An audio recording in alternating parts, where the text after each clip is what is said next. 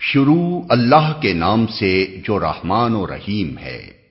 سواد، قسم ہے نصیحت بھرے قرآن کی، بلکہ یہی لوگ جنہوں نے ماننے سے انکار کیا ہے سخت تکبر اور ضد میں مبتلا ہیں۔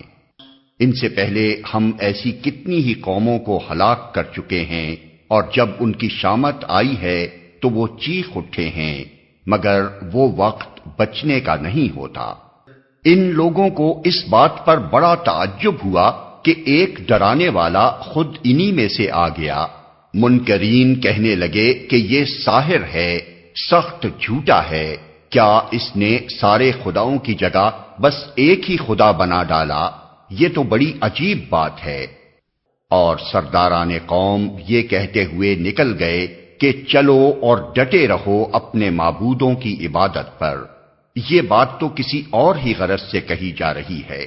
یہ بات ہم نے زمانہ قریب کی ملت میں کسی سے نہیں سنی، یہ کچھ نہیں ہے مگر ایک من گھڑت بات۔ کیا ہمارے درمیان بس یہی ایک شخص رہ گیا تھا جس پر اللہ کا ذکر نازل کر دیا گیا؟ اصل بات یہ ہے کہ یہ میرے ذکر پر شک کر رہے ہیں، اور یہ ساری باتیں اس لیے کر رہے ہیں کہ انہوں نے میرے عذاب کا مزہ چکھا نہیں ہے۔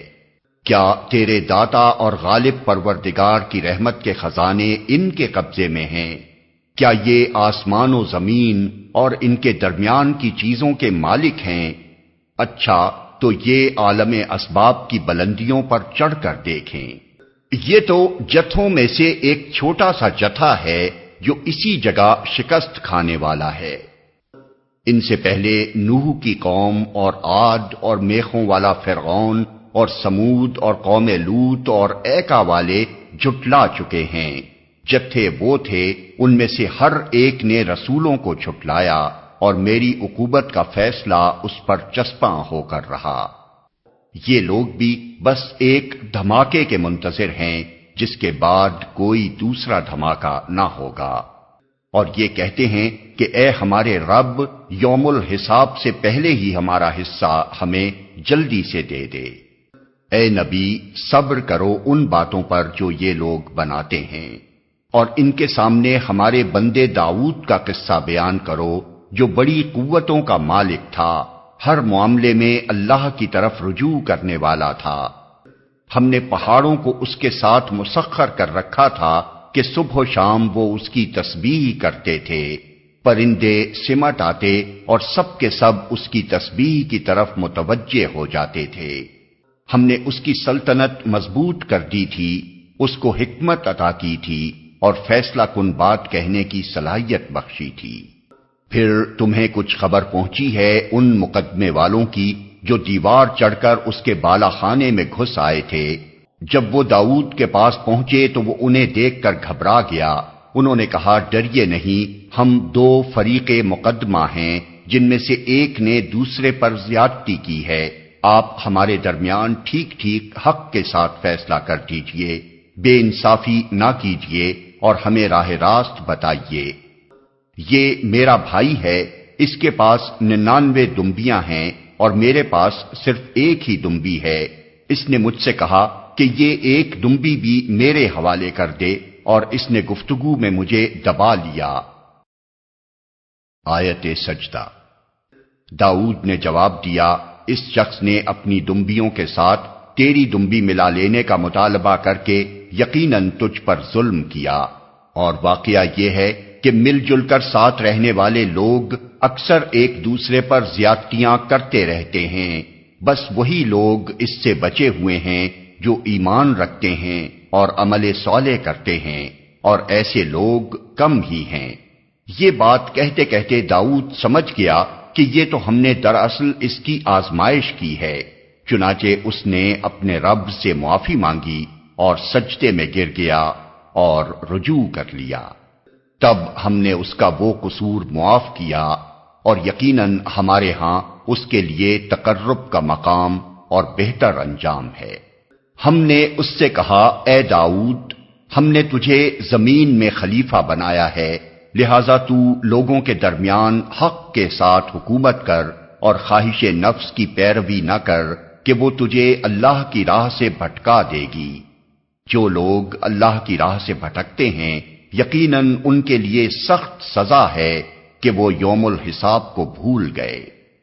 ہم نے اس آسمان اور زمین کو اور اس دنیا کو جو ان کے درمیان ہے فضول پیدا نہیں کر دیا ہے، یہ تو ان لوگوں کا گمان ہے جنہوں نے کفر کیا ہے، اور ایسے کافروں کے لیے بربادی ہے جہنم کی آگ سے۔ کیا ہم ان لوگوں کو جو ایمان لاتے اور نیک اعمال کرتے ہیں اور ان کو جو زمین میں فساد کرنے والے ہیں یکساں کر دیں؟ کیا متقیوں کو ہم فاجروں جیسا کر دیں؟ یہ ایک بڑی برکت والی کتاب ہے جو اے محمد ہم نے تمہاری طرف نازل کی ہے تاکہ یہ لوگ اس کی آیات پر غور کریں اور عقل و فکر رکھنے والے اس سے سبق لیں۔ اور داؤد کو ہم نے سلیمان جیسا بیٹا عطا کیا، بہترین بندہ، کثرت سے اپنے رب کی طرف رجوع کرنے والا۔ قابل ذکر ہے وہ موقع جب شام کے وقت اس کے سامنے خوب سدھے ہوئے تیز رو گھوڑے پیش کیے گئے تو اس نے کہا، میں نے اس مال کی محبت اپنے رب کی یاد کی وجہ سے اختیار کی ہے۔ یہاں تک کہ جب وہ گھوڑے نگاہ سے اوجھل ہو گئے تو اس نے حکم دیا کہ انہیں میرے پاس واپس لاؤ، پھر لگا ان کی پنڈلیوں اور گردنوں پر ہاتھ پھیرنے۔ اور دیکھو کہ سلیمان کو بھی ہم نے آزمائش میں ڈالا اور اس کی کرسی پر ایک جسد لا کر ڈال دیا۔ پھر اس نے رجوع کیا اور کہا کہ اے میرے رب، مجھے معاف کر دے اور مجھے وہ بادشاہی دے جو میرے بعد کسی کے لیے سزاوار نہ ہو، بے شک تو ہی اصل داتا ہے۔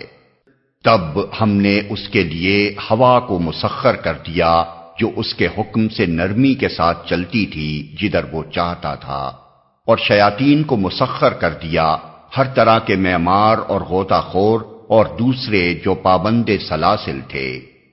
ہم نے اس سے کہا، یہ ہماری بخشش ہے، تجھے اختیار ہے جسے چاہے دے اور جس سے چاہے روک لے، کوئی حساب نہیں۔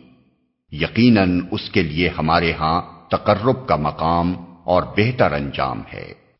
اور ہمارے بندے ایوب کا ذکر کرو، جب اس نے اپنے رب کو پکارا کہ شیطان نے مجھے سخت تکلیف اور عذاب میں ڈال دیا ہے، ہم نے اسے حکم دیا اپنا پاؤں زمین پر مار، یہ ہے ٹھنڈا پانی نہانے کے لیے اور پینے کے لیے۔ ہم نے اسے اس کے اہل و عیال واپس دیے اور ان کے ساتھ اتنے ہی اور اپنی طرف سے رحمت کے طور پر اور عقل و فکر رکھنے والوں کے لیے درس کے طور پر۔ اور ہم نے اس سے کہا، تنکوں کا ایک مٹھا لے اور اس سے مار دے، اپنی قسم نہ توڑ۔ ہم نے اسے صابر پایا، بہترین بندہ، اپنے رب کی طرف بہت رجوع کرنے والا۔ اور ہمارے بندوں ابراہیم اور اسحاق اور یعقوب کا ذکر کرو، بڑی قوت عمل رکھنے والے اور دیدہ ور لوگ تھے۔ ہم نے ان کو ایک خالص صفت کی بنا پر برگزیدہ کیا تھا اور وہ دار آخرت کی یاد تھی۔ یقیناً ہمارے ہاں ان کا شمار چنے ہوئے نیک اشخاص میں ہے۔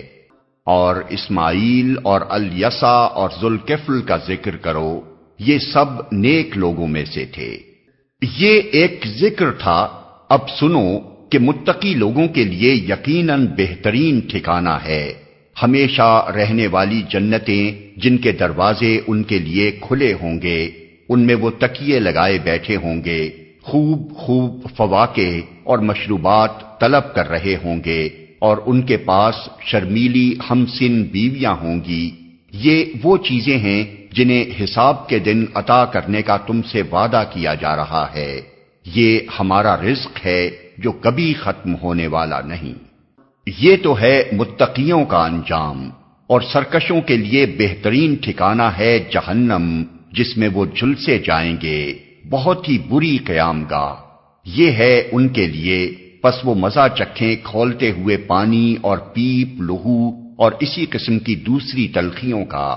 وہ جہنم کی طرف سے اپنے پیروں کو آتے دیکھ کر آپس میں کہیں گے، یہ ایک لشکر تمہارے پاس گھسا چلا آ رہا ہے، کوئی خوش آمدید ان کے لیے نہیں ہے، یہ آگ میں جھلسنے والے ہیں۔